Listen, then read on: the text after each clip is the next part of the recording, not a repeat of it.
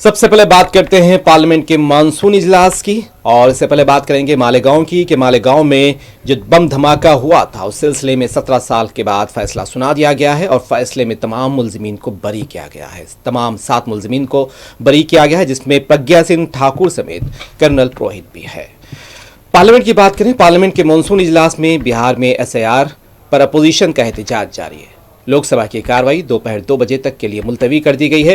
राज्यसभा में मणिपुर में सदर राज की तोसी पर गौर किया जाएगा। राज्यसभा पार्लियामेंट के मानसून इजलास के 11वें दिन मणिपुर में सदर राज की तोसी और बिल और समुद्री बिल से मुतालिक गौर किया जाएगा। इसका कानूनी करारदाद पेश की जाएगी। मानसून इजलास के आगाज में मरकजी वजीर दाखिला अमित शाह की तरफ से करारदाद पेश की गई थी कि साल 3 अगस्त को शुमाली रियासत में सदर राज की मुद्दत में 6 माह की तोसी की जाए। इस के बाद इस पर गौर किया जा रहा है और सदर राज की तोसी में का फैसला किया जाएगा।